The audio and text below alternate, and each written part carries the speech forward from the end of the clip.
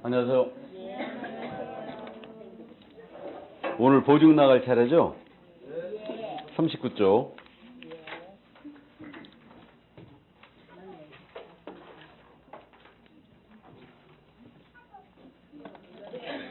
까똑 왔어요.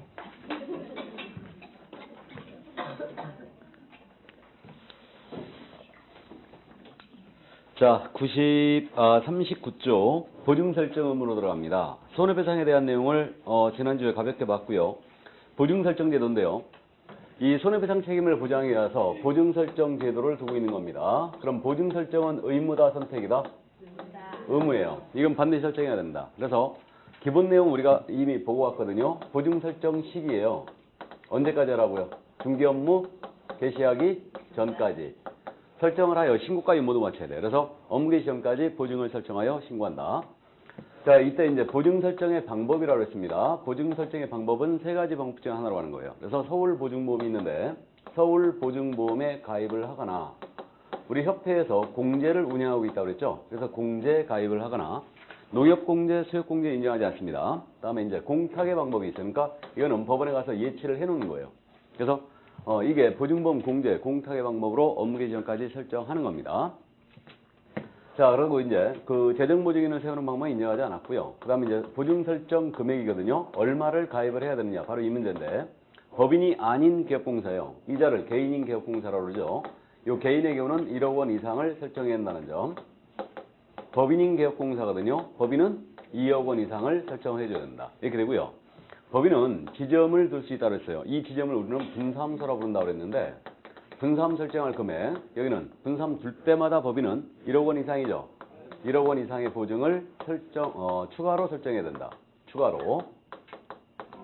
자, 그래서 이 추가로의 의미를 놓치면 안 된다고 그랬는데요. 예를 들어서 분당구에 주된 사무소가 있는 법인이에요. 주된 사무소가 여기 있어요. 그럼 주된 사무소가 여기 있다면 여기 주된 사무소는 2억 인케 있는 거죠. 그래서 기본 2억 인케 있고요. 만약에 강남구에 둔다, 종로구에 둔다, 광명시에 둔다. 둘 때마다 1억씩 계속 추가죠. 둘 때마다 추가. 그럼 이 법인이 만약에 분사함소를 4개소를 뒀다. 이 법인의 최소 보증 설정 금액은 6억이 돼야 됩니다. 토탈 6억이 돼야 돼요. 최소한. 그래서 주된 사무소 2억에 분사함소 각각 1억씩 추가니까 4억 추가거든요. 그러니까 최소한 6억이 돼야 되고 그 이유는 왜 그랬냐면요. 만약에 이 분사함소 중에서 하나의 사고가 났다. 그러면 이 법인은 6억 가지고 지급 책임져라. 바로 이 얘기죠. 그래서 법인은 보증을 하나로 끊는 거예요. 하나로. 그래서 최소한 6억이 돼야 된다. 이게 바로 추가로 의미예요. 그러니까 분사함 둘 때마다 1억 이상을 추가로 둔다. 설정한다. 자, 그래서 요게 이제 기본 내용. 여기까지는 다 했거든요. 이제 지역농협을 직구할 때가 됐어요. 우리 특수법인 중에 지역농협이 있다고 그랬죠. 그죠? 그러면 원래 특수법인은 얼마 이상 설정해야 돼요? 원래. 특수법인. 한국자산관리공사, 지역농협, 산림조합, 산업단지 관리기관. 원칙적으로 얼마 이상 설정해야 될까? 중개업계에서는. 원칙은 2억 이상 설정해야 되죠. 그게 원칙이에요. 왜? 법인이니까. 법인이니까 2억 이상 설정해야 돼요. 근데 지역농협만 받았습니다. 지역농협은 보증 설정 금액이 1,000만 원 이상이면 된다 그랬어요. 지역농협은 중개업계에서는 등록 필요한가요? 필요 없는가요? 필요 없다 그랬죠. 그냥 할 수 있다 그랬고요. 그 다음에 이제 요 업무 개시 전까지는 1,000만 원 이상 설정할 신고는 해줘야 됩니다. 보증 설정 신고는 들어가야 돼요. 그러니까 1,000만 원 이상이다. 지역농협을 왜 봐줬는지는 저도 몰라요. 저도 모릅니다. 이게 1,000만 원 이게 어느 코에 붙입니까 이거? 부동산 가격이 한두 푼이 아닌데. 그래서 그 이유가 이제 1983년도에 우리 법이 만들어졌다고 그랬는데요. 그때 당시 농지가 쌌기 때문에 지역농협은 이렇게 싸게 해놓은 것 같아요. 근데 이걸 갖다가 그대로 지금 현재 1,000만 원 유지하고 있습니다. 차라리 그냥 추억스러우니까 설정하지 말아라 그냥 그러고 싶은데 어쨌든 그래서 1,000만 원 이상입니다. 그럼 여기서 잠깐 정리하고 갈까요? 우리 특수법인이라는 자가 있었습니다. 다른 법률에 따라 중개업을 할 수 있는 법인. 이 특수법인에 대한 특례가 딱 3가지가 있는데 3가지 이제 다 나왔어요. 3가지가. 우리 특수법인 중에 유일하게 등록을 해야 되는 특수법인이 뭐였습니까? 한국자산관리공사. 여기는 등록을 해야지만 중개업을 할 수 있어요. 그럼 자산관리공사 등록을 하더라도 법인의 등록 기준을 적용한다 안 한다? 안 한다 그랬죠. 그러니까 특수법인의 임원 중에는 공인중개사가 한 명도 없어도 됩니다. 대표자 공인중개사 아니 되고요. 그 임원이 실무교육 받을 필요도 없습니다. 이게 첫 번째 특례였고 다음에 그 특수법인도 법이니까요. 분사함수 둘 수 있다고 그랬죠. 이때 분사함수의 책임자는 공인인계사에 해야 한다는 게 우리 중개법인의 요건 아니에요. 그래서 분사함수의 책임자는 공인인계사에 해야 한다고 그랬는데 이 책임자 요건 공인인계사에 해야 한다. 이 요건을 적용한다 안 한다? 안 한다. 이게 두 번째 특례였어요. 이게 세 번째 특례가 지금 나오고 있는 겁니다. 지역묘입이에요. 지역묘입은 보증 설정 금액이 얼마 이상이라고? 1,000만 원 이상만 설정하면 돼요. 그래서 우리 법에 지금 특수법인에 대한 특례를 세 가지를 두고 있는데 이 세 가지가 바로 이겁니다. 그래서 이거 생각보다 잘 물어봐요. 이제 우리한테 물론 뭐 쉽게 맞춰버립니다. 그래서 이 정도 지역묘입은 1,000만 원 이상이다. 자, 그럼 보증 설정 금액 여기까지 이해를 해도 합니다. 여기까지 이제 다 봤고요. 그럼 이제 다음 순서에 따라서 공탁금 회수 제한이 나오고 있죠. 공탁으로 보증을 설정했어요.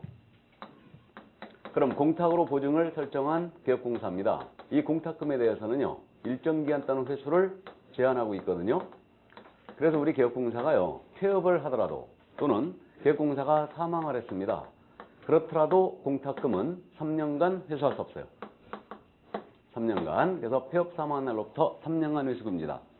이거는 의뢰인을 보호하기 위해서 이 규정을 뒀다는 걸 알 수 있죠.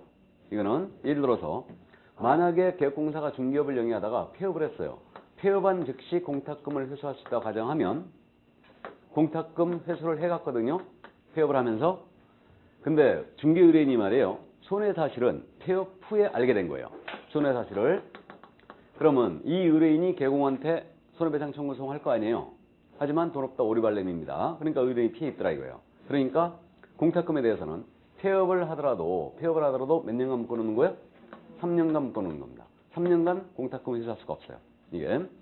그래서 지금 이 공탁금 회수한 3년간 회수한이다. 의뢰인을 보호하기 위한 조치임을 일단 알 수 있습니다. 근데 왜 하필 3년이냐? 기억나세요? 우리 손해배상 청구 시효 3년. 손해 및 가해자를 안 날로부터는 3년이었죠. 그다음에 중개행위 시점부터는 10년이었어요. 그러니까 3년을 묶어놓는 거예요. 그래서 실무적으로 공탁으로 보증을 설정 잘 할까요? 안 할까요? 안 합니다. 이거. 그래서 우리 부동산 사람들은 어디다 예치해 놓는다는 거 있을 수 없다고 했죠. 1억이라는 돈을 예치해 놓는다는 거 있을 수가 없고요. 나아가서 폐업을 하더라도 3년간 회수가 안 되거든요. 이게. 그러니까 공탁은 실무적으로 활용하지 않습니다. 이거는 차라리 방석을 만들어 쓰고 만다고 그랬어요. 자, 그럼 공탁금 회수한 이 정도 이해하시고요. 보증의 변경과 재설정이 나오거든요. 잠깐 읽어드립니다. 그 동그라미 1번에 보증의 변경이라고 되어 있는데 이거는 보증의 종류를 바꾸는 거예요. 보증의 종류 변경입니다. 그래서 보증을 설정한 개업공사가 그 보증을 다른 보증으로 변경하고자 하는 경우에는 이미 설정한 보증의 효력이 있는 기간 중에 다른 보증을 설정하고 그 보증 변경 설정 신고서에 새로운 보증관계 증서사본을 첨부하여 등록하청에 보증 변경 설정 신고를 하여야 한다라고 했어요. 자, 그럼 이게 무슨 얘기냐? 중간에 이제 보증의 종류를 바꾸는 거예요. 이게 이제 보증의 종류 변경. 이걸 보증의 변경이라 한다. 그럼 보증을 변경하고자 하는 개업공사는 어떻게 하라고 그러냐면요. 이미 설정한 보증의 효력이 있는 기간 중에요. 그래서 이미 설정한 보증의 효력이 있는 기간 중에 다른 보증을 설정하고 등록관청에 신고해야 한다. 이렇게 돼 있는 거예요. 자, 그럼 바로 이겁니다. 예를 들어서 12월 7일서부터 12월 7일까지 보증을 서울보증보험으로 설정했어요. 이거 1년이다 하루다? 1년이죠. 기록지를 봤을 때 1년입니다. 이거. 그래서 이제 14년 12월 7일서부터 15년 12월 7일까지 1년간 서울보증보험에 가입했던 거예요. 근데 중간에 이 개업공사가 7월 1일 15년 7월 1일 날 협회에 가입을 합니다. 그러면서 이제 공제로 변경을 하고자 하는 거예요.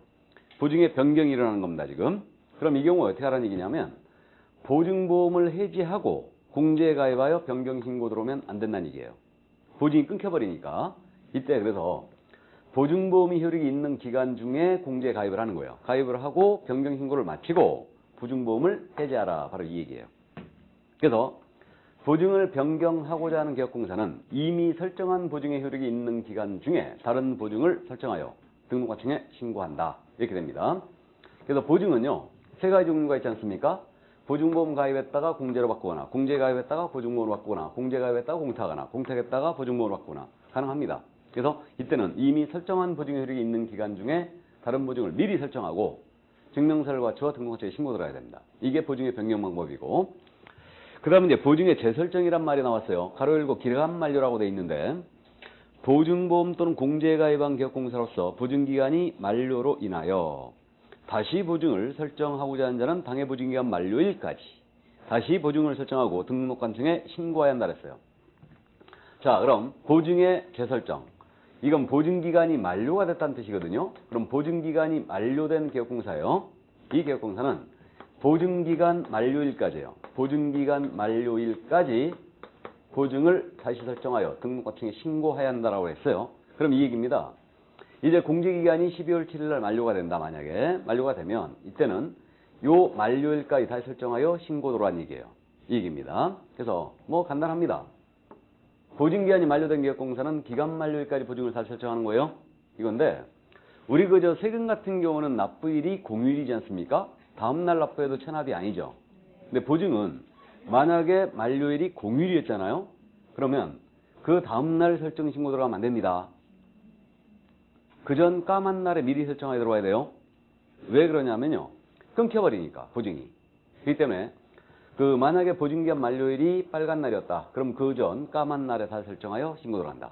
이거는 그 다음날 들어가면 안 돼요. 그래서 그 정도. 이게 바로 보증의 변경과 재설정 방법이었어요. 실무적으로 보증기간 만료일을 놓칠 일이 거의 있다 없다? 거의 없죠. 왜 없을까요? 그렇죠. 미리 연락 주죠. 우리 자동차 보험만 만료돼도 막 자동차 보험사에서 엄청 문자 오죠, 이거. 전화 오고. 예, 그래서 어쨌든 문자 찍어줍니다. 그러니까 연락이 오니까 크게 문제는 되지 않습니다. 만약에 놓치게 되면 보증 미설정 업무 개시에 이거 의무적 등록 취소입니다. 그때는 이제 협회하고 상의를 해보세요. 그럼 잘 해결이 될 겁니다.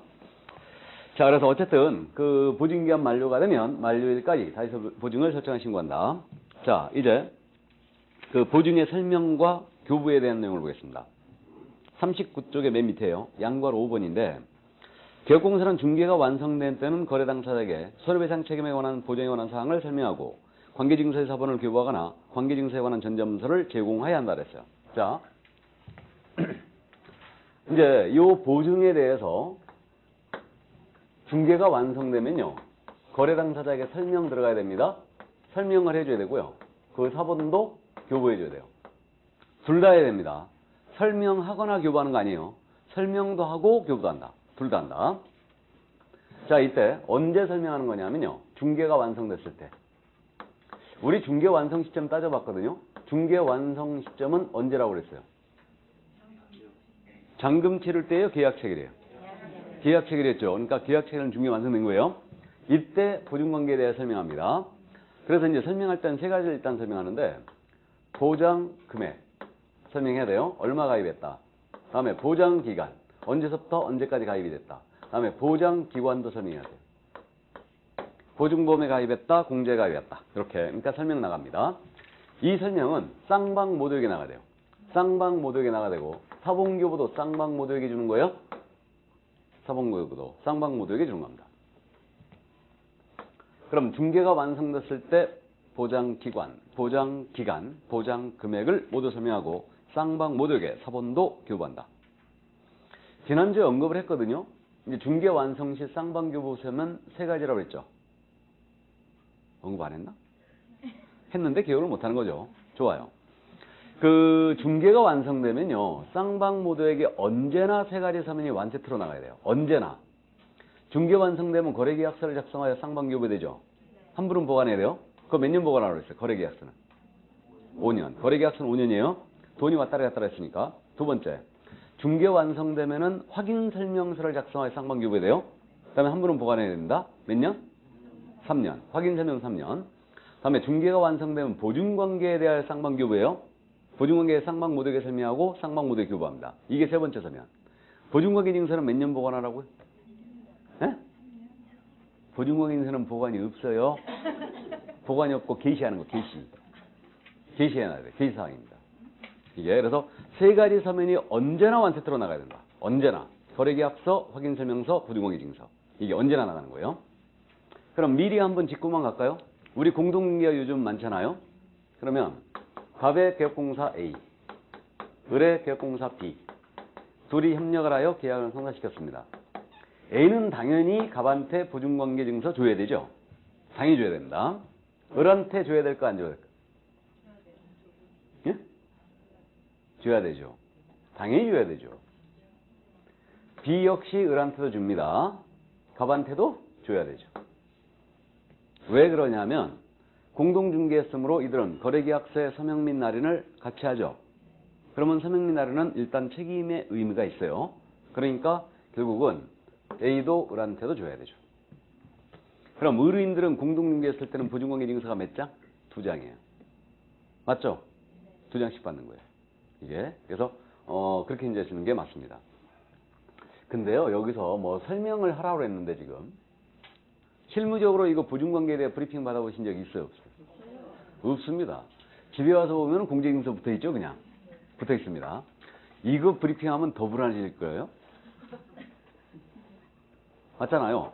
예를 들어서 개업공사가 그럽니다. 계약서 딱 2장 찍고 났는데 이 거래가 잘못돼갖고 내가 손해배상 책임을 지게 됐는데 만약에 내가 이거 손해배상 안 하고 도망가 버리면 이 공제증서가 책임을 질 겁니다. 이거는 언제까지 가입이 돼 있고 현재 이 보증보험 지점 어디 가입돼 있다. 얼마 들어가 있다. 거기 가서 청구하세요. 내가 도망가면. 그러면 더 불안해지겠죠 이거. 가뜩이나 이놈한테 사기당하지 말아야지 하고 이거 의뢰인들이 신경 곤두세우고 있는데 이거 브리핑하면 아주 더 불안해질 겁니다. 그러니까 이제 실무적으로 그냥 주고 마는 거예요. 주고 마는 겁니다. 예. 근데 FM들 하시는 분들은 이거 설명하는 경우가 있죠. 있어요. 있습니다. FM들 하는 분들. 자, 그래서 이게 설명도 하고 사본도 교부한다. 이거 안 하면 100만 원 이하 과태료입니다. 이거 해야 돼요 원래. 자, 그럼 이제 보증금의 지급 청구에 대한 내용으로 넘어갑니다. 보증금의 지급. 자, 이제 보증금의 지급 청구에 대한 부분인데요. 이거는 손해를 입은 중개 의뢰인이에요. 중개 의뢰인이 보증기관을 상대로 보증금의 지급을 청구하는 겁니다. 이때 이 의뢰인이 보증기관에 어떤 서류를 내야 되는가? 이게 우리 지금 현재 법령에 언급이 되어 있는 거예요. 이런 규정을 왜 두고 있는지 모르겠어. 하여튼. 자, 그러면 보증기관에 이제 지급 청구할 때 어떤 서류를 내야 되느냐? 우리 개업공사가 손해배상 합의를 해준 거예요. 그러면 손해배상에 대한 합의서를 제출하면 이제 지급을 해주겠죠. 합의를 안 해주거든요. 그러면 우리 개공을 상대로 소송 제기해야 되죠. 소송해야 됩니다. 그래서 이제 승소 판결이 나올 거예요. 그럼 의뢰인이 이제 승소 판결문을 보증기관에 제출하면 돼요. 이때요, 이 판결과 동일한 효력이 있는 화해 조서 등이 있거든요. 이건 이제 조서 등이 있다. 참고만 하시고요. 그럼 손해배상 합의서를 내거나 판결문을 내면 돼요. 그럼 이제 보증기관에서 지급을 해주는 겁니다. 이렇게. 그럼 보증기관에서 예를 들어서 이제 내가 서울보증보험이나 공제에 1억을 가입해 놨었어요. 1억 가입해 놨다가 만약에 중개 의뢰인이 7천만 원 손해 입었다. 7천만 원. 그럼 이제 지급을 합니다. 지급을 안 하면 이제 손해배상을 안 하면 보증기관에 대신 지급했어요. 그럼 이 지급한 금액을 고스란히 다시 이 보증기관은 보증보험이나 공제는 이거 우리 개업공사한테 다시 지급 청구한다 안 한다? 청구한다. 그래서 이거 처음 들으신 분은 그거 오해하면 안 된다고 그랬죠. 서울보증보험은 무늬만 보험이에요. 무늬만 보험입니다. 자동차 보험처럼 이거 청구 안 하는 거 아닙니다. 청구합니다. 보증을 서준 거예요. 보증을 서였기 때문에 그대로 청구 들어와요. 다시. 그래서 청구 들어오고요. 이 청구를 우리는 뭐라고 그러냐? 이걸 구상권이라고 부르죠? 이걸 구상한다 그래요. 이걸 구상권이라고 부릅니다. 그래서 이 보증관은 고스란히 지급한 금액을 개공한테 다시 청구한다. 그러니까 사고 내지 말란 얘기죠. 만약에 구상이 안 들어오잖아요. 구상이 안 들어오면 나 이 강의 안 합니다. 구상 안 들어오면. 뭐하러 강의하고 다녀 피곤하게. 그죠? 의뢰인 가슴에 못 박으면 안 되니까. 뭐 50억이든 100억이든 가입해놓고 공제도 마찬가지야. 똑같다니까 공제나 보증보험은. 그럼요. 다 보증이에요. 그러니까 거기다 가입해놓고 말이에요. 50억이나 100억 가입해놓고 사기치고 다니는 거지. 그죠? 그럼 되잖아. 이거 의뢰인 가슴에 못 박으면 안 되니까. 이게 그러니까 어쨌든 구상 다 들어온다는 얘기예요. 그러니까 상식적으로 봤을 때 보증인이 만약에 채무자를 대신하여 빚을 갚았어요. 그럼 그 보증인은 다시 채무자한테 그거 다시 달라해야 하나요? 하죠. 그러는 거예요. 그러니까 결국은 보증보험 무늬만 보험이에요. 우리가 알고 있는 순수 보험이 아닙니다. 이거는 보험이 아니고 무늬만 보증을 사주는 회사일 뿐이에요. 이게 공제도 마찬가지죠. 공제는 보증보험과 똑같아요. 그러니까 구상 다 들어옵니다. 들어오고 공탁은 근데 내 돈 빼준 거니까 구상이 들어올 일이 없죠. 맞죠?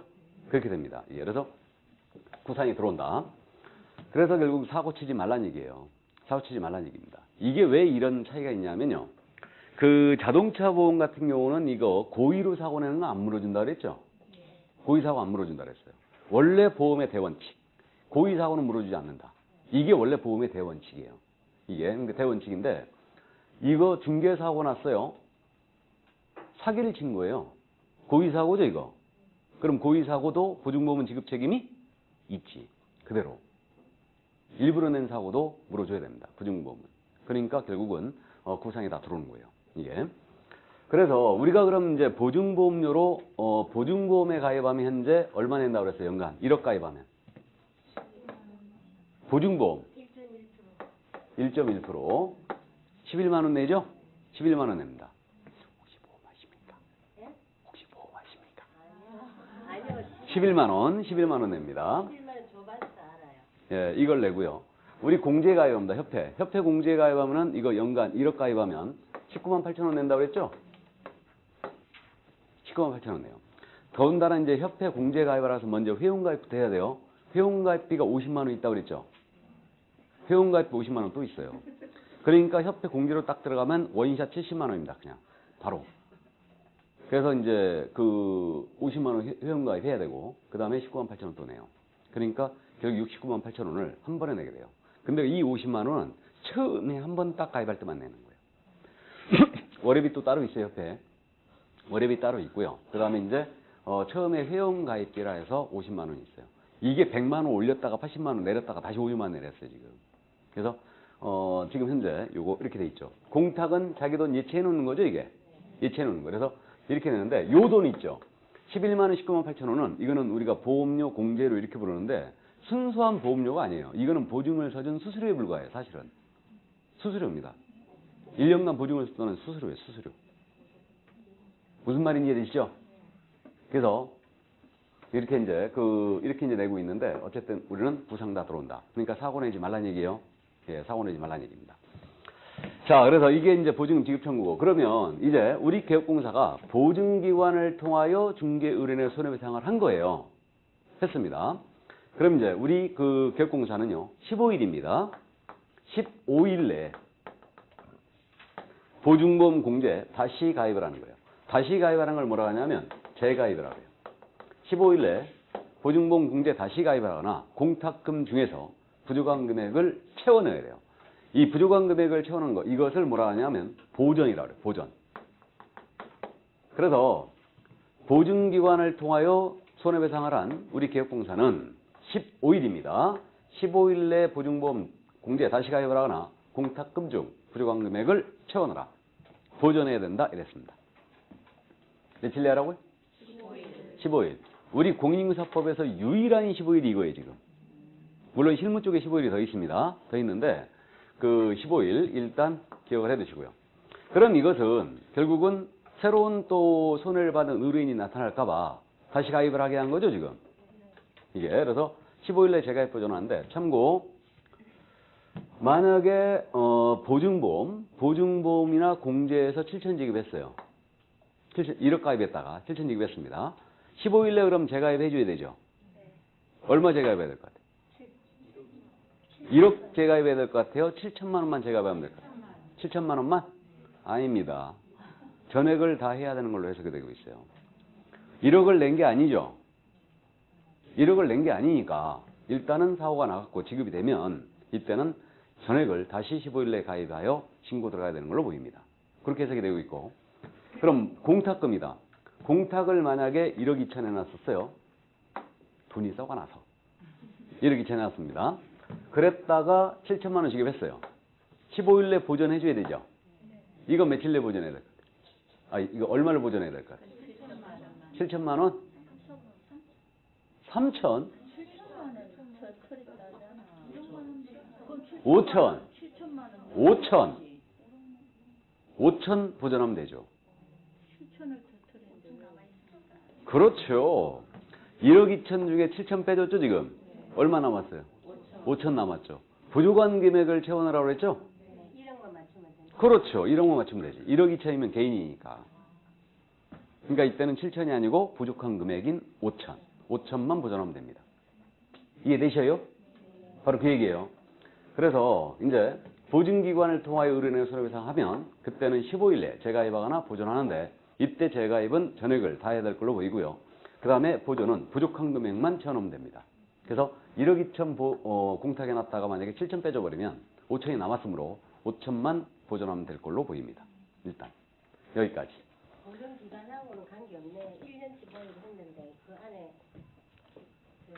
사고가 나서 예. 변제를 하면은 바로 또 15일 안에 또 가입해야 예. 되는 거예요. 예. 재가입해야 됩니다. 다시. 그렇게 해야 됩니다. 이게. 자, 그래서 일단 여기까지. 이게 이제 보증에 대한 내용이었습니다. 무섭죠? 사고 안 치면 되죠. 그죠? 사고 안 치면 되지. 사기를 당할 수는 있는데 정도를 가면은 사기를 안 당한다 그랬잖아요. 정도를 가면. 기본적으로 우리가 확인해야 될 서류 있죠. 등기부, 신분증, 등기권리증. 확인해야 되는데 안 했다. 이거 확인하라고 사고 났잖아요. 이건 중대한 과실이에요. 중대한 과실입니다. 이건 구상 다 들어와. 100% 들어옵니다. 100% 들어오고. 그 협회 같은 경우는 이제 공제, 우리 회원 단체 아닙니까? 그렇기 때문에 이제 중과실 사고, 그러니까 그냥 과실 사고는 구상이 안 들어와요. 협회는. 중과실 사고와 고의 사고에 대해서만 구상 들어오는데 중과실의 범위가 굉장히 넓어요. 서류 확인 안 한 건 이건 중과실 사고예요. 다. 그렇기 때문에 이런 것들. 그러니까 브리핑을 해야 되는데 브리핑 안 해갖고 사고 났다. 이런 건 기본적으로 다 중과실 사고야. 다. 우리가 해야 될 일을 다 했음에도 불구하고 사고가 났다. 그러면 이거는 이제 과실 사고인데 이거는 협회는 구상을 안 해요. 안 합니다. 우리 단체이기 때문에. 근데 거의 대다수가 중과실 사고지. 거의 대다수가. 그럴 수밖에 없어요. 기본적으로 잔금 나가기 전에 등기부 확인해줘야 되는데 확인 안 하고 나가는 거 바쁘니까 확인 안 하고 그냥 나가버리면 괜찮겠지 하면서 나가는 겁니다. 그러면 사고 나버리는 거죠. 그냥. 이게 그러니까 그런 서류와 같은 거 확인 안 했다. 이건 중대한 과실이 있는 거예요. 그래서 기본 정도를 지키면 돼요. 그럼 사고 날 일이 없어요. 근데 이제 보수에 급급해서 수수료에 급급해서 그 외에 이제 눈이 멀어지는 거지 자꾸. 다시 한번 얘기해. 확인할 거예요. 그거는 조사 확인에 또 실무에 나오거든요. 그거. 아니 기본적으로 일단 권리자 여부를 확인하려면 등기부 열어봐야 되잖아요. 그 다음에 그 자에게 신분증 달라고 해야 되잖아요. 그 다음에 권리증, 등기권리증. 기본적으로 확인해야죠. 세 가지는. 근데 실무적으로 권리증 확인 잘 안 한다고 그랬죠. 계약 단계에서. 계약 단계에서 잘 확인 안 해요. 그러니까 사고가 나는 거예요. 이게. 그러니까 손님 눈치 보면서 손님이 갖고라 하면은 싫어하거든. 그러니까 손님 그야말로 계약서 쓰는 날 도장 갖고라 신분증 갖고라 그렇게 문자를 찍어대는데도 불구하고 그냥 혼자 그냥 덜렁덜렁 온다니까 그냥 신분증도 안 갖고. 대리인이잖아요. 남편 부동산 처가 왔어. 위임장 갖고 올 것 같아요? 위임장 갖고 올 것 같아, 안 갖고 올 것 같아? 안 갖고 와요. 위임장에 인감증서 붙어 있어야 되죠? 안 갖고 와요. 아무것도 안 갖고 와요. 남편 신분증과 도장만 갖고 와도 그건 양반이지. 그죠? 그냥 온다니까. 남편 건데 내가 어떠냐고 그냥 찍어도 된다고 그러고 온다니까. 버릇을 고쳐야 돼요. 그 사람. 손님 버릇을 어떻게 우리가 고쳐? 그렇게 하는데, 그러니까 이제 그런 것들, 그런 이제 위임장 같은 걸 확인해주고 인감증서를 확인해줘야 되는데, 우리가 실무적으로 그렇게 못한다는 얘기죠. 가서 갖고 오세요, 그럼. 어떻게 얘기를 해요? 못하지. 일단 계약은 진행시키고 남편분한테 전화해서 확인하죠. 근데 남편이 허위의 인물이었어. 그러면 이제 사기가 당하는 거죠. 예. 왜 사기범들은 전화번호 준비해갖고 오니까 이거 남편이다 하고, 그리고 딴 놈이 전화 받는 거지. 그죠? 그러니까 그런 것들은 이제 제대로 확인해줘야죠. 그러니까 그런 문서를 확인 안 했다. 이건 중대한 과실이다. 대부분의 사고가 문서 확인 안 해서 그래요. 수수료에 급급해서 손님 눈치 보느라고. 예. 그러니까 이제 말씀하신 대로 FM대로 다시 갔다 오세요. 그래버리면 사고 날 일이 없어요. 그러니까 다시 갔다가 다시 안 오지. 절대 안 오지. 예. 그래서 그게 문제지. 그게 문제죠. 내가 뭐 넣어줬던 집이었다, 팔아줬던 집이었다, 사줬던 집이었다. 그런 손님들은 알잖아요, 내가 이미. 다 아니까 상관이 없는데, 대다수 이제 워킹 손님들, 모르는 손님들이잖아요, 다. 그러니까 이제 신문 확인을 해주라는 얘기예요, 이게. 그래서 어쨌든 사고가 지금 보증보험 지급액이 늘어나고 있어요, 지금. 늘어나고 있습니다. 그만큼 이제 업계가 어렵다는 얘기고, 그냥 거래를 시키기에 급급한 거예요. 그러면 사고가 나는 겁니다, 이게. 그러니까 둘다리도 들고 천천히 FM대로 하는 게 좋아요. 그런 것도 이제 가조락 할 때, 그 매도중개업소 이제 공동중개가 많잖아요. 공동중개가 많은데 매도중개업소가 FM대로 일을 하는 사람이면 관계가 없어요. 근데 매도중개업소가 손님 붙이는 데만 관심 있는 중개업소예요. 매도중개업소가. 그럼 만약에 손님 붙이는 데만 관심 있는 중개업소라면 후속타를 전혀 안 날려줘. 그럼 매도 쪽에 그럴 거 아니에요. 오실 때 우리 매수인께서 보고 싶어 하니까 등기월증 갖고 와라 라고 중개업소 그쪽에 얘기해. 우리가 그쪽 손님한테 다이렉트로 얘기할 수는 없으니까. 우리는 매수 쪽이니까. 그렇게 하거든요. 그러면 그쪽 중개업소에서 손님한테 얘기하고 권리증 갖고 오세요 하고 꾸준히 얘기를 하면서 꼭 챙기도록 그렇게 문자를 찍어주고 확인을 해줘야 되는데, 그냥 거래 도장만 찍으면 나 몰라라는 중개업소들 많아요. 많습니다. 그러니까 뭐 그런 중개업소라면 이제 당하는 건 나야요. 그때는 일단 중단 보류, 가서 다시 갖고 오세요. 그래버려야 돼. 이게 성비를 버럭 내야지. 우리가 내면 안 되고 손님이 내야 돼. 손님이. 이게 계약금 못 주겠다. 일단 갖고 와라. 서류 봐야 되겠다 이거. 그래서 이제 그렇게 챙기고 이제 진행을 시키는 게 맞죠, 원래는. 근데 대다수 중개업소가 그렇게 못해요. 손님한테 그렇게 심하게 못합니다. 그냥 이게. 그래서 어쨌든 뭐 우리가 이제 그런 게 어려운 거예요. 그러니까 우리는 문서를 이렇게 제출하고 그런 거에 대하여 익숙하지 않아요. 익숙하지 않기 때문에 역시 이제 후진적인 체계를 면치 못하고 있는 거예요. 이게. 그런 게 없으면 아예 거래가 안 되도록 이게 이제 제도화되고 막 그래야 되는데 이게 잘 안 된다는 얘기죠. 자, 그럼 40쪽 이제 계약금 등의 반환 채무 이행 보장 제도로 갑니다. 이게 바로 이제 보증 제도였어요. 자, 이제 계약금 등의 반환 채무 이행 보장 제도로 들어왔습니다. 이건 이제 선진적인 제도인데 예치 권고 제도라고도 하거든요, 이거. 계약금 등의 반환 채무 이행 보장 제도. 이걸 예치 권고 제도라고 해요. 자, 이 제도가 도입된 취지를 말씀드립니다. 갑과 을이 부동산을 서로 사고 팝니다.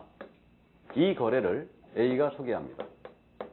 근데 부동산 거래가 통상 장시간이 소요돼요. 그러니까 계약금 들어가고 중도금 들어갔습니다. 근데 이제 당사자 간의 사정으로 이 계약이 깨져버린 거예요. 이게. 그럼 이제 계약에 정산 관계가 발생합니다. 갑은 몰수할 거 몰수하고 돌려줄 거 돌려줘야 되죠. 근데 이자가 안 돌려주고 도망가 버리는 거예요. 나아가서 이 갑이 사기범이에요. 남의 부동산 팔아치우고 도망간 겁니다. 그럼 이제 거래사고가 발생이 됐죠. 그래서 이러한 사고에 대비해서 개업공인중개사 또는 제3자 이자가 계약금이나 중도금을 예치해 놓은 거다. 예치해 놨다가 이런 사태가 벌어졌잖아요. 그럼 바로 돌려주고 정산하고 바로 끝내자. 이걸 권고하시는 제도. 이것이 바로 계약금 등의 반환 채무 이행 보장 제도예요. 이게. 그래서 이거는 거래사고를 대비하는 사전적 예방 제도임을 알 수 있죠. 그래서 사기도 예방할 수 있습니다. 그리고 이 제도는 을한테 유리한 제도인 것 같아요? 갑한테 유리한 제도인 것 같아요? 을한테. 결국 권리 취득 의뢰인에게 유리한 제도죠, 지금. 취득 의뢰인에게 유리한 제도임을 알 수 있습니다. 근데 이 제도는 이제 미국에서 성행하고 있는 에스크로라고 있거든요. 에스크로라고 혹시 들어봤나요? 아직 안 들어봤어요? 개론 시간에 혹시 들어볼지 모르겠는데 에스크로 제도. 이 에스크로란 말은 계약 이행 대행 제도라고 해요. 계약 이행 대행 제도. 이게 미국에서는 상당히 성행을 하고 있는데 제3자가 계약의 이행에 대한 부분을 전부 다 대행을 해주는 겁니다. 이걸 에스크로라고 해요. 무슨 얘기냐면 개업공사가 이제 에스크로업을 많이 하고 있는데 같이 하고 있는데 대금을 개공이 다 받아요. 에스크로업자가 다 받아요. 대금을 다 받고요. 권리증 있죠, 서류. 서류도 전부 다 에스크로업자 받아요. 받고 여기 이제 등기 이전까지 다 하는 거예요. 에스크로업자가. 그래갖고 이렇게 권리증 나가면서 대금이 지급되는 거예요. 제3자가 계약 이행을 전부 다 대행하고 있다는 얘기죠. 사기도 예방할 수 있고요.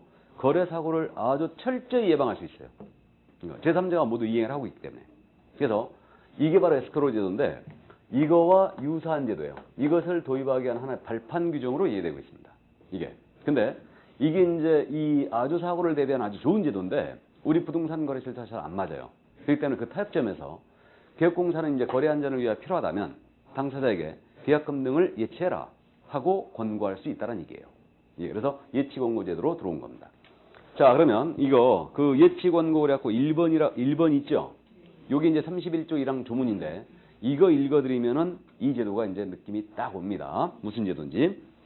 개업공사는 거래 안전을 보장하기 위하여 필요하다고 인정하는 경우는 거래계약의 이행이 완료될 때까지 계약금, 중도금 또는 잔금, 이것을 계약금 등이라고 해요. 이것을 개업공사 또는 대통령령이 정하는 자의 명의로 금융기관, 공제사업을 하는 자 또는 신탁업자 등에 예치하도록 거래 당사에게 권고할 수 있다 그랬어요. 그러니까 결국은 이게 우리 거래 실태와 잘 안 맞기 때문에 예치 권고를 개업공사는 거래 안전을 위해 필요하다 인정하면 해야 된다 할 수 있다. 권고할 수 있다로 돼 있어요. 그럼 이건 개업공사의 의무는 아니네 지금. 맞죠? 우리가 지금 의무 파트를 나오고 있는데 의무는 아니에요 일단은. 그래서 예치 권고할 수 있을 뿐이에요. 그러면 예치 권고했거든요. 예치합시다.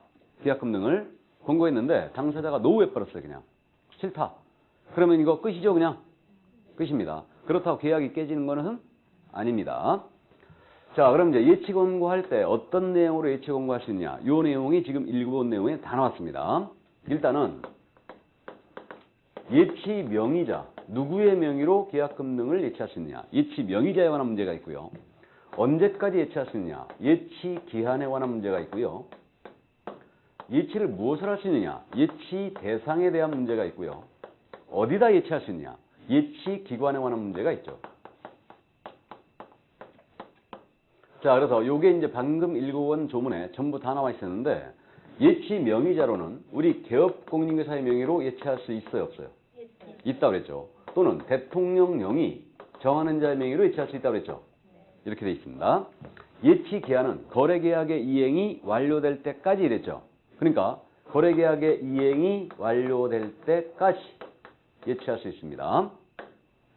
이거는 등기서류 넘어갈 때, 등기 될 때까지 예치해 놓을 수 있다는 얘기죠. 그 얘기입니다. 그 다음에 예치 대상은 계약금 당연히 예치할 수 있고요. 중도금도 당연히 예치할 수 있고 잔금도 예치할 수 있다고 그랬죠. 그래서 잔금 당연히 예치할 수 있습니다. 왜 그러냐면 잔금 치렀는데 등기서류 교부를 한 달 뒤에 하기로 했어요. 그럼 사고에 대비해서 예치해 놓을 수도 있죠.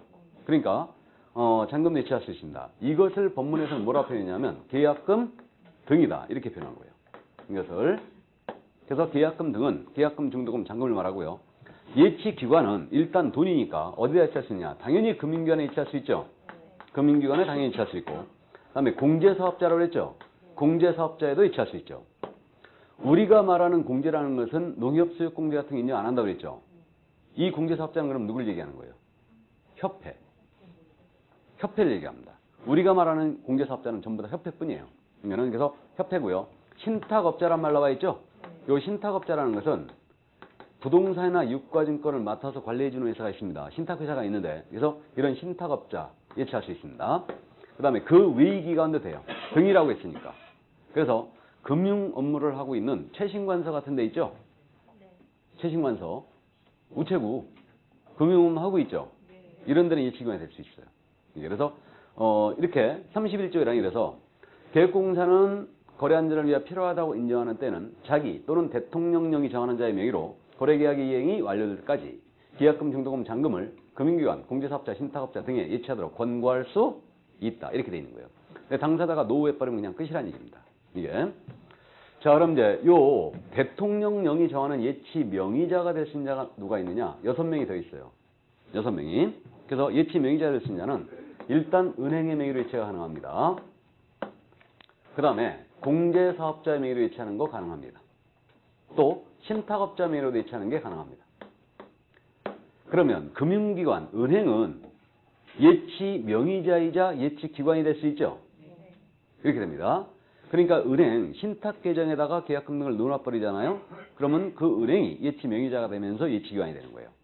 그래서 이 세 명은 예치 기관이자 예치 명의자가 될 수 있어요. 그다음에 보험회사 명의로도 계약금 등을 예치할 수 있고요. 보험회사. 그다음에 채신관서 명의로도 예치할 수 있고요. 그러니까 채신관서도 예치 명의자이자 예치 기관이 될 수 있습니다. 또 그 계약 이행 대행 전문업자 있죠? 에스크로우 전문업자. 그래서 계약 이행 대행 전문회사 명의로도 예치가 가능합니다. 이렇게 6명으로 정해져 있어요. 대통령령에서. 그럼 소공의 명의로 예치해라. 매도인의 명의로 예치해라. 이런 거 된다 안 된다? 안 된다. 7명으로 딱 정해져 있는 거예요. 그래서 일단 이렇게 돼 있고요. 자, 그래서 요게 이제 계약금 등의 예치 공고제도에 대한 주요 골자인데 우리 법은 개공을 믿는 것 같아요? 안 믿는 것 같아요? 계약공사를? 안 믿는 것 같죠? 그럼 계약금 등을 개공의 명의로 예치하게 된 거예요, 이제. 계약공사의 명의로 예치했다. 그럼 우리 법은 개공을 안 믿기 때문에 이제 우리 개공에게 계약금 등을 예치하는, 자기 명의로 예치하는 개공 등에 대한 의무를 부여했어요. 이게 계약공사의 명의로 예치하는 경우의 특칙이에요. 그래서 개공께서는 이거 떼먹고 도망갈까봐 어떠한 의무를 부여했냐면 당사자하고 거래 안전을 위한 약정을 맺으라 그랬어요. 거래 안전을 위한 약정을 맺으라. 이게 거래 안전 약정이라고 돼 있지만 이름이 이거는 예치 수수료 얼마로 할 거며 인출 방법 어떻게 할 건지 미리 당사자하고 자기 명의로 예치한다면 개공은 정하라는 얘기예요. 바로 정하라는 얘기고.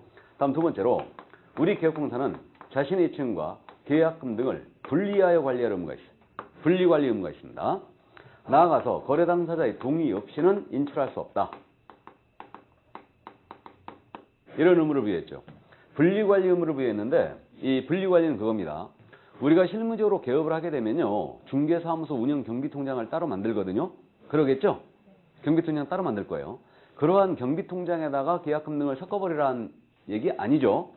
따로 관리하라는 얘기예요. 따로. 분리관리하라는 얘기고 거래 당사자 동의 없이도 인출할 수가 없어요.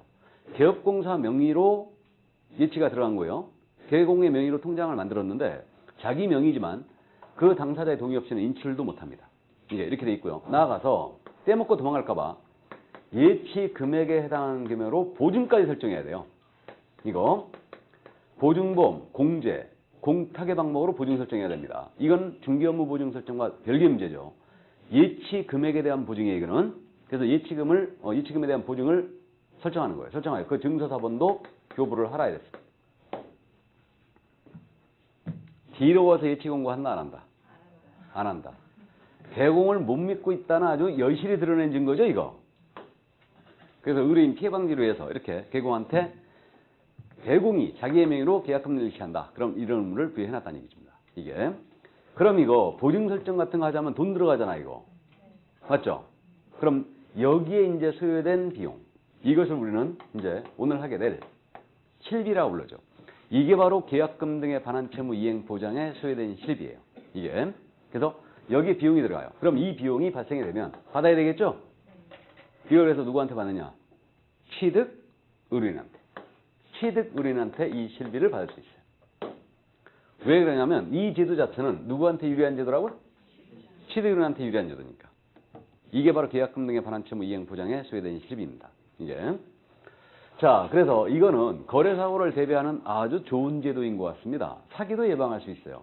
제3자가 모두 계약 이행을 대행하고 있으니까. 그래서 아주 좋은 제도 같은데 우리 실무적으로 이 제도가 안 쓰입니다. 안 써요. 왜 안 쓰느냐? 우리 부동산 거래 실태와 안 맞죠?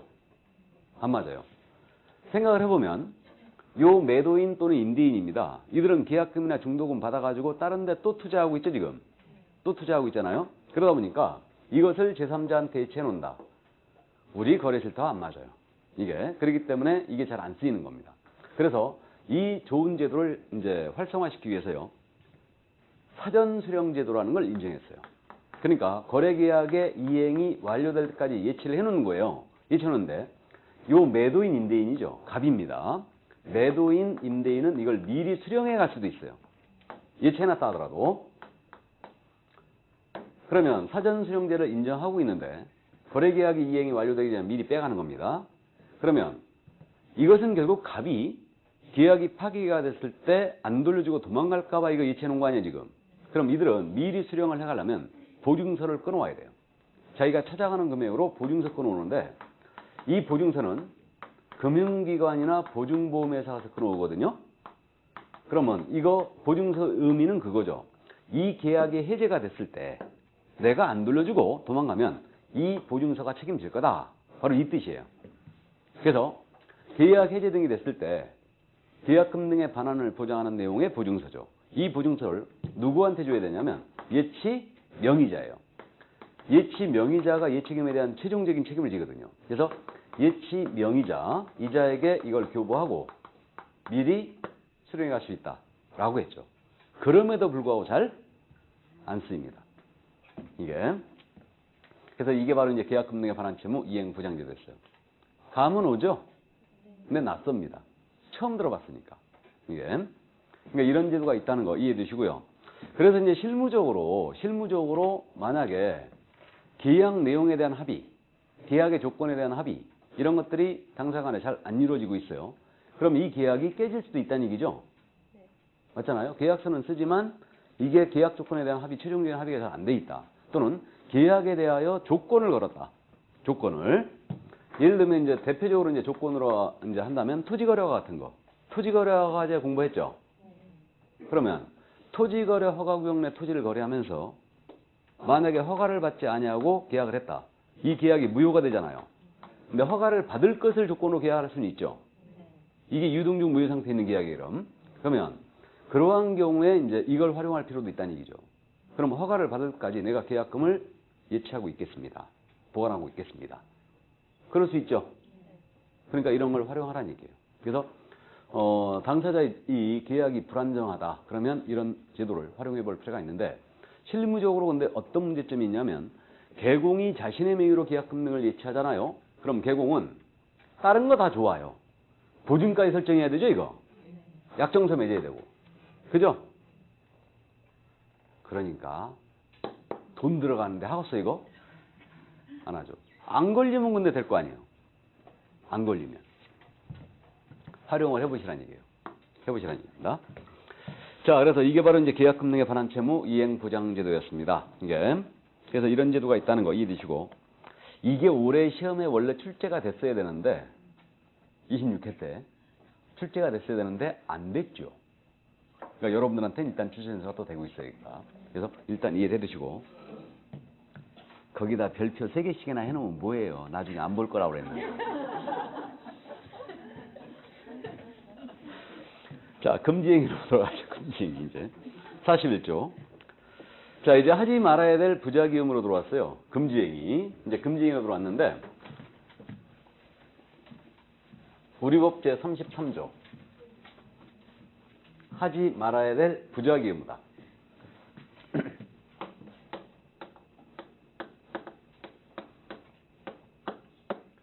7가지 금지행위를 지금 두고 있는데, 이게.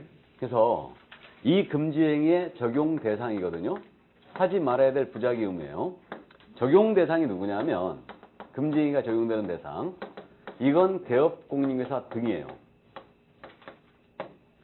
그럼 우리 개공 등이란 말 지금 4번째 등장했습니다. 개업공사 등이란 말은 이중소속에서 가장 먼저 나왔고요. 결격사유에서 나왔고요. 우리 지난주에 했던 비밀준수 있죠? 비밀준수에서 나왔고 다음 금지행위에서 나오고 있어요. 한 번 더 남았습니다. 지금. 한 번 더 남았는데 그럼 개공 등이란 표현은 중기업에 종사하는 자 전체를 말한다고 그랬죠? 중기업 종사자 전체를 말한다. 그래서 개업공인회사 외에 소속공인회사, 중개보조원, 법인의 임원 또는 사원들을 말합니다. 이들이 개공 등이라고 그래요. 그러면 중기업에 종사하는 자가 아닙니다. 일반인이나 무등록 개업공사예요. 무등록 중개업자가. 이들한테는 이거 금지행위가 적용된다 안 된다? 안 된다. 여러분들한테는 적용돼야 안 돼요? 안 되는 거죠. 중기업 종사자한테만 적용되는 거예요. 금지행위가 그 얘기입니다. 이게 적용 대상이 하나 문제고. 그래서 이제 우리 법 33조에 7가지 금지행위가 규정이 되어 있습니다. 그래서 금지행위 종류가 7가지가 있는데 이걸 우리는 7금지라고 부르죠. 7금지. 여러분들 학교 다닐 때 7공지라고 있었죠. 예, 백바지 7공주. 그래서 우리는 실금지가 있다. 그래서 첫 번째 금지행위가 뭐냐면 중개대상물에 대한 매매업이 있어요. 이게 첫 번째 금지행위. 매매업. 앞에서 제가 언급했죠. 매매업의 첫 번째 금지행위라고.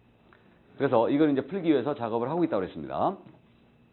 그 다음 이제 무등록 중개업자와의 거래 행위가 있죠. 무등록 중개업자와 거래하는 행위. 이게 두 번째 금지행위예요. 세 번째 금지행위는 보수 또는 실비를 초과해 받으면 안 돼요. 그래서 보수 또는 실비 초과. 이게 있고요.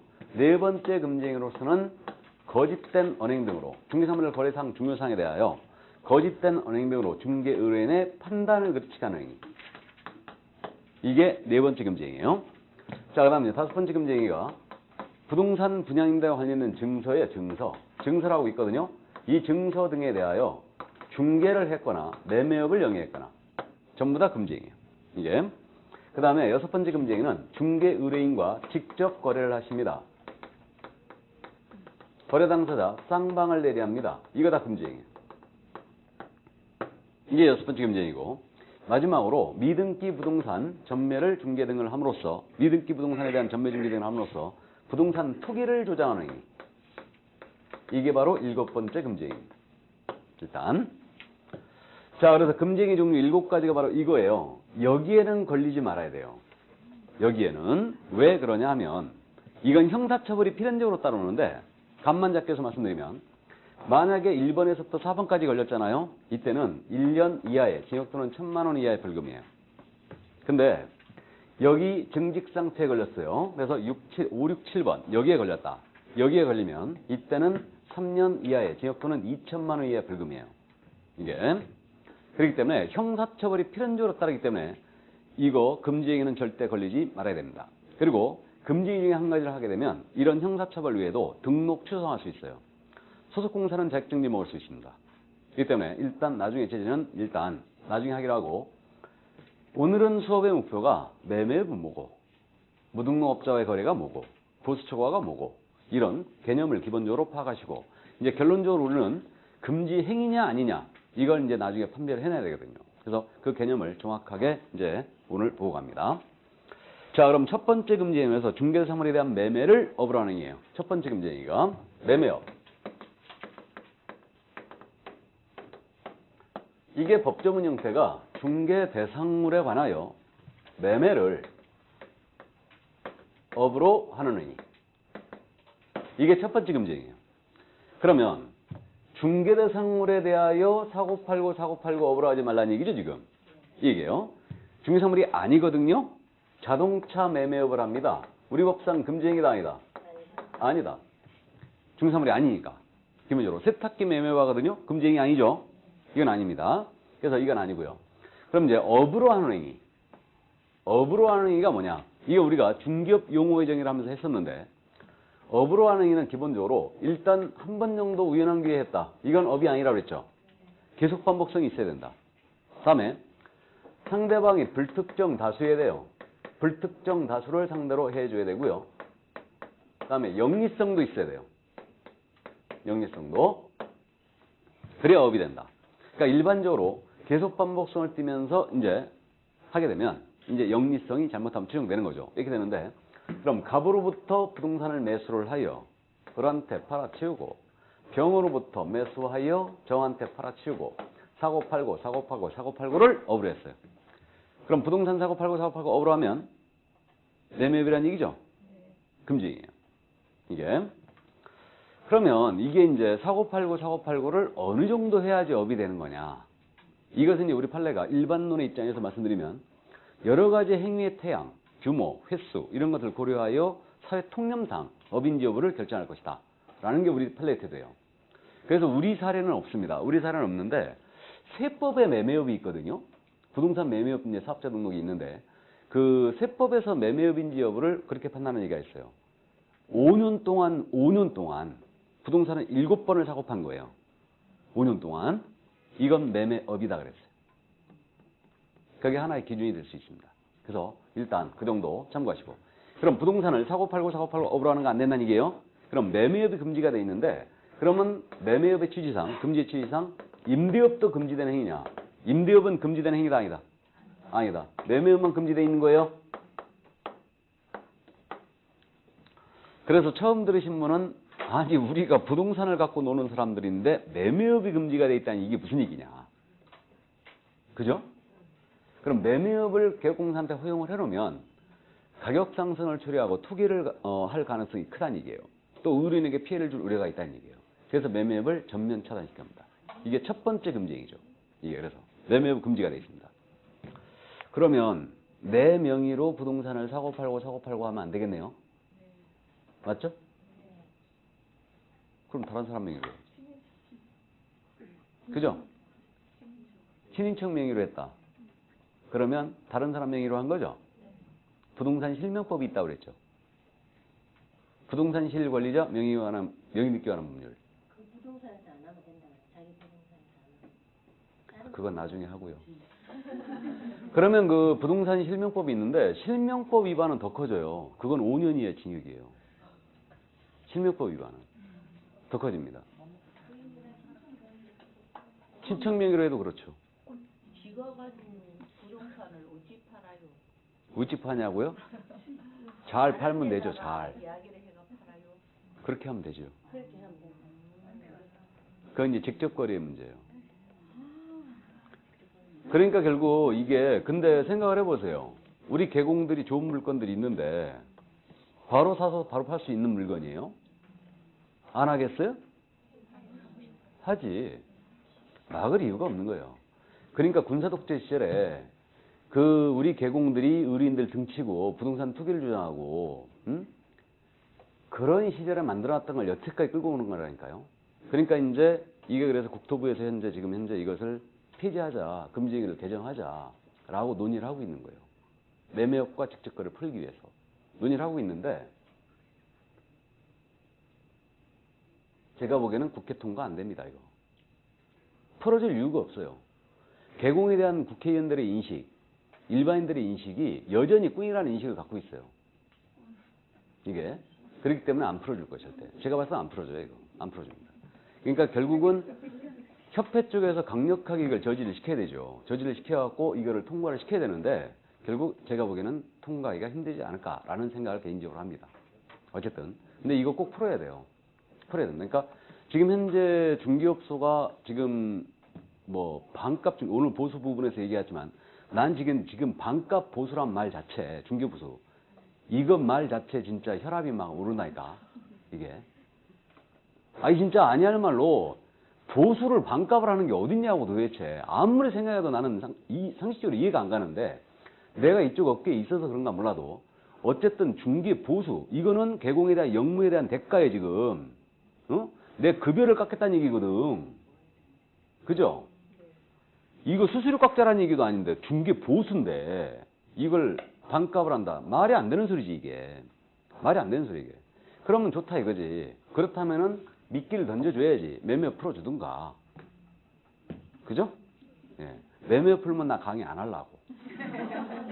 농담하게 진짜 안 하려고. 이제 그만해야지. 투자하고 다니면 되잖아 그냥.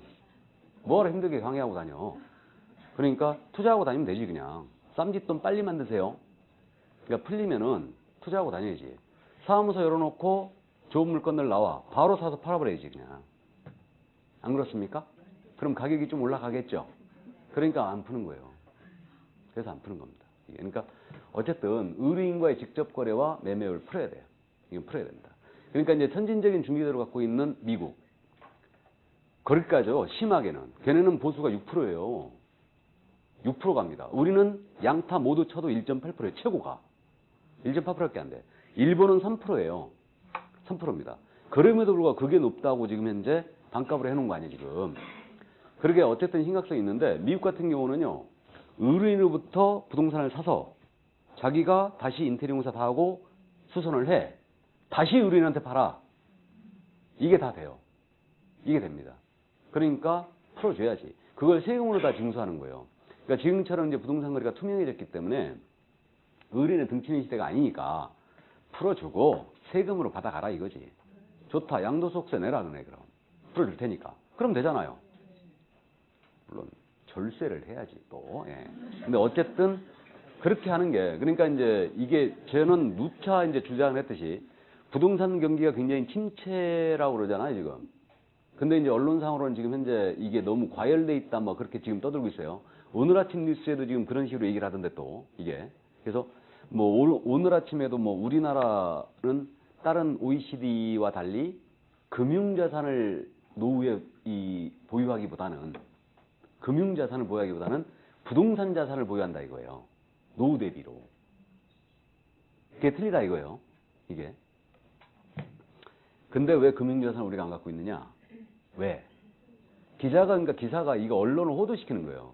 호도시키는 건데 외국은 왜 금융자산이 노후자산에 많냐 하면요. 걔네는 금융체계가 워낙 잘 돼 있기 때문에 그래요. 그게.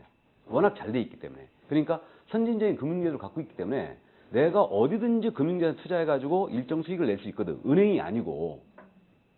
그렇기 때문에 걔네는 금융자산이 많은 거예요. 걔네는. 근데 우리는 금융이 아주 후진국 중에 후진이죠. 은행들이 그야말로 대출 수수료 갖고 영업하는 거 아니에요. 다. 그거밖에 안 해요. 그러니까 금융이 실물 투자에 돌아줘야 되는데 은행들이 그걸 안 하고 그냥 대출해놓고 그러니까 중소기업들은 죽어나는 거 아니에요. 중소기업들은 부도가 많이 나니까 중소기업한테 대출 안 해주는 거 아니야. 대출 안 해주고 오히려 대기업한테 무지하게 대출해주고 개인들 담보대출 엄청 많잖아 우리. 왜? 개인들 담보대출은 뜯길 일이 없으니까 거의. 그러니까 이런 후진적을 갖고 있으니까 금융자산이 없는 거예요. 그러니까 기자가 쓸 때 외국은 70%가 금융자산인데 우리는 70%가 부동산 자산이다. 노후 대비로. 그렇게 써버리면 거예요. 숫자 계산하면은 부동산이 우리는 엄청 부동산이 뭐 투기 세력처럼 보이잖아요. 그러니까 그런 게 잘못된 거라니까. 그러니까 그게 국민을 바보로 만드는 거예요. 그게. 바보로 만드는 건데 어쨌든 그래서 아침에 그 기사 보면서 이것들이 또 작전하고 있구만. 이게. 어떻게든 부동산을 죽이려고 지금 작전하고 있구나. 근데 그 생각이 딱 들더라고. 그러니까 그게 잘못된 거지. 우리는 아니 은행에 지금 넣어놔봤자 마이너스 금리 아니야 지금. 그러면 어디 넣을 데가 어디 있어. 그렇다고 뭐 무슨 어떤 뭐 펀드에 넣다? 그랬다가 50% 까졌다고 그러던데. 그러니까 그런 후진적인 체계로 가기 때문에 부동산으로 갈 수밖에 없는 거지. 그러니까 정답은 부동산이에요. 그냥 무조건 부동산입니다. 우린 그게 맞아요. 그게 맞고 그래갖고 부동산 살리려면 개공한테 매매업과 직접 거래만 딱 풀어버리면 두 가지만 딱 풀으면 확 살아난다니까. 그냥 확 살아나요. 그러면 세금도 많이 거치고 좋아요. 거래가 활발하면 세금 다 들어오니까. 그러니까 그거를 왜 우리 박근혜 정부가 모르는가 몰라. 이게. 자, 첫 번째 매매업 이제 금지행위였습니다. 그래서 이 점 이해를 해두시고요. 그럼 이제 한 가지만 잠깐 말씀드리고 쉬죠. 그럼 우리가 경매 업무 할 수 있잖아요. 경매 업무. 그러면 입찰법정에 가고 부동산을 낙찰을 받고 다시 팔고 낙찰을 받고 다시 팔고 이거 할 수 있어요 없어요? 이거 못하는 거죠. 이건 매매업이에요 지금. 낙찰을 받아 팔고 낙찰을 받아 팔고 이거 못하는 겁니다. 여기에 걸리는 거예요 지금. 여기에 걸리는 거예요. 그럼 경매업무 할 수 있다는 얘기가 무슨 얘기냐. 손님을 대신해서 의뢰인을 대신해서 대신 입찰표를 써주고 낙찰 받아주는 행위를 대신할 수 있다는 얘기지. 직접 낙찰받아 팔고 이거 안 되는 거예요. 무슨 말인지 아셨죠? 자, 그럼 거기까지 하고 잠시 쉬었다가 두 번째 금지 얘기부터 나갑니다.